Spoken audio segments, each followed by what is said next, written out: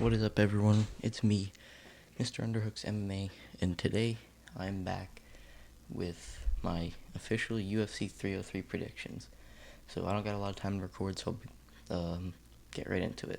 So starting on the early prelims, we have Ricky Simone, oh, there we go, versus Vinicius Oliveira. Um, this is actually a really good fight. I don't, I don't know why this is the opening early prelim because Ricky Simone is very good, just on a slight downfall right now, and Vinicius Oliveira is very entertaining to watch. Ricky Simone, people forget this guy beat Marab, so he's not bad at all. And Vinicius Oliveira is coming off of a highlight reel knockout over some Albanian guy. I forgot his name, but yeah, for this I'm gonna have to pick Ricky Simone. He's on a bit of a downfall, probably on the um end end part of his career. But that doesn't mean he's bad. I still think he's going to win. His grappling, I think, is just going to kind of beat Vinicius. And I'm going to say Ricky Simone probably by decision. So next fight we have is Ray Suruya versus Carlos Hernandez.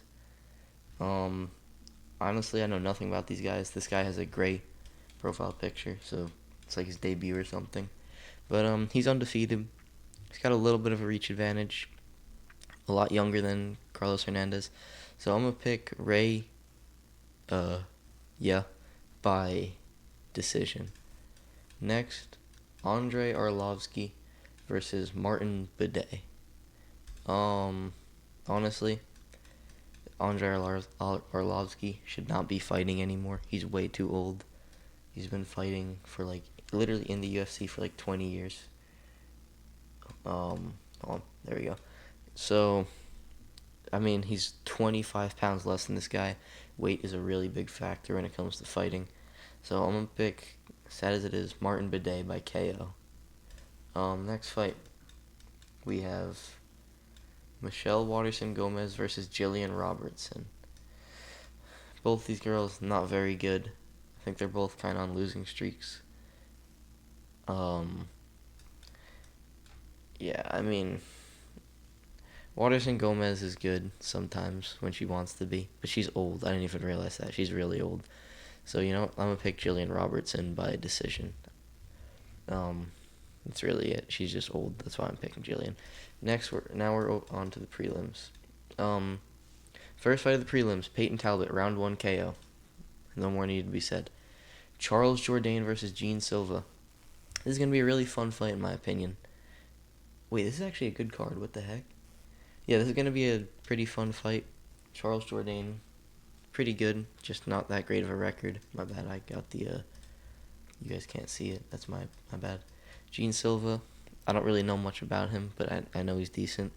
But Charles Jourdain coming off a split decision loss from Sean Woodson. So, Sean Woodson's decent, but Charles Jourdain I feel like is still a better fighter. So I'm going to say Charles Jourdain by, I'm going to say by submission. Round 2 sub.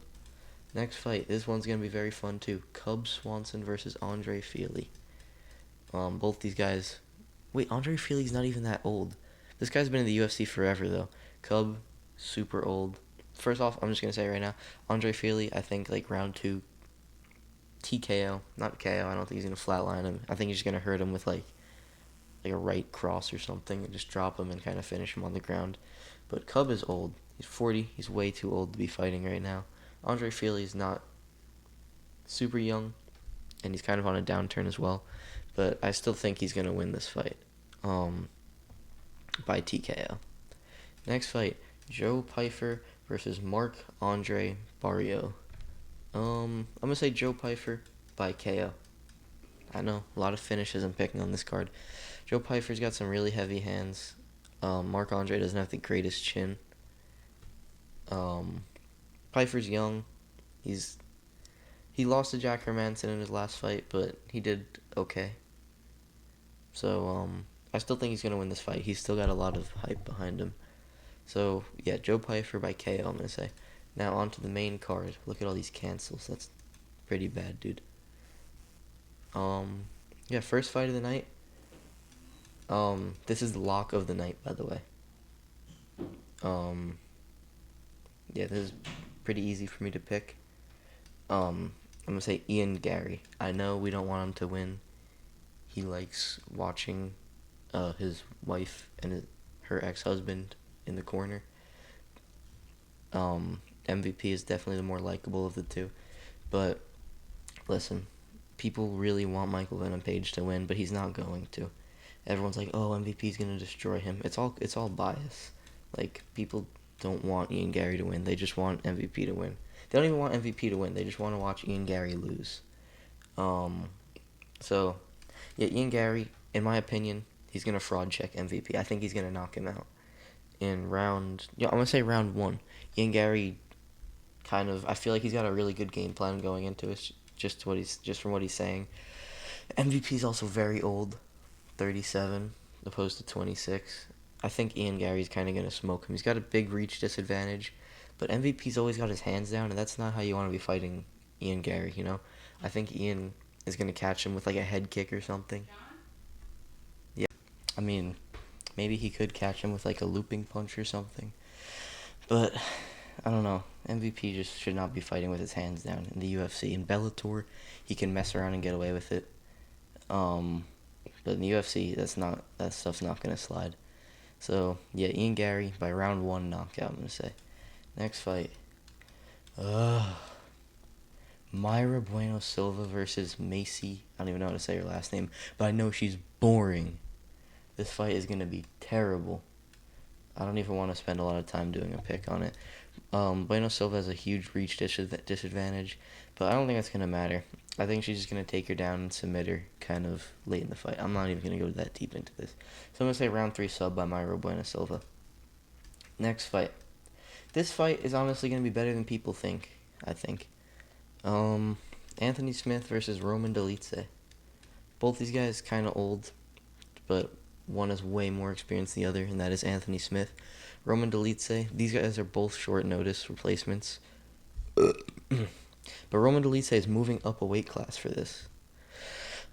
He's moving up on short notice from middleweight and fighting Anthony Smith at light heavyweight.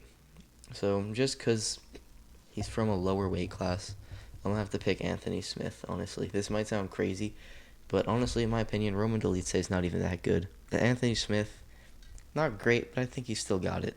He's a veteran. He's got skill. Sorry, I got sidetracked a little bit. But yeah, Anthony Smith just has more experience, in my opinion. I think the size is going to play a big factor into this.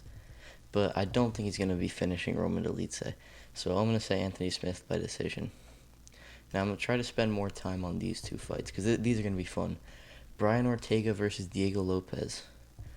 Possible fight of the night, people's main event. Honestly, I think Diego Lopez gets it done. My bad.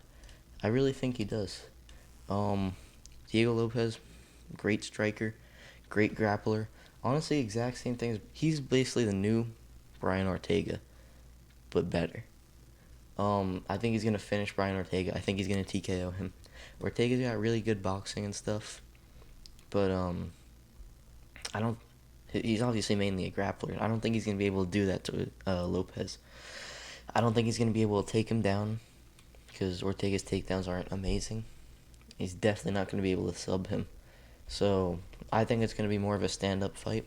I think these guys are going to be trading a lot. Maybe some low kicks.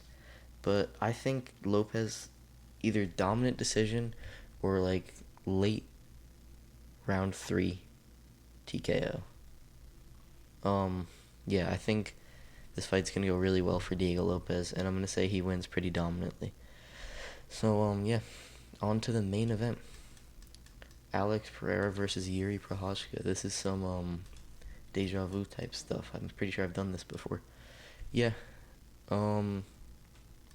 I really don't know who's gonna win this, honestly. Alex is old. That's really kind of important. But yeah, Yuri was doing very well in the first fight. He won the first round. He took down Alex kind of at will. Whoops, I keep doing that. And yeah, he's landing some really good strikes on him, and Alex just, caught him. With that being said, though, I don't think, however much time it's been since they first fought, I don't think it was enough time to make an adjustment just for Alex. You know, these guys are both stepping in on short notice. I think Alex's grappling is going to be a little better because he was probably, if I were to guess, preparing to fight Ankalaev kind of soon. So I think he's going to kind of be better in the grappling realm if it comes to it. But I think Alex is honestly, um, it's rough. Like, I don't, it's tough to pick. I don't really know. This fight's going to go pretty differently than the first one, I feel like, but I still think Alex gets it done. Um, I said round 1 KO when they first fought. I didn't have the channel at that point, I don't think yet. But, yeah, no, I didn't. But on my UFC 5 picks, I picked Alex Pereira round 1 KO, and it was round 2.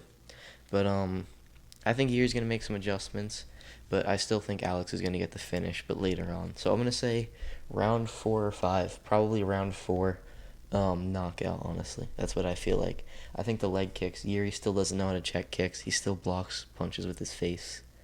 Not great defense, you know? So that's why I still think Alex has this. So, yeah, that's it. Those are my official UFC 303 picks. If you liked the video, please leave a like, comment, and subscribe. And that's it. See you guys in the next one. Bye-bye. By the way, no posts for 2 weeks because I'm going to be on vacation. So, yeah.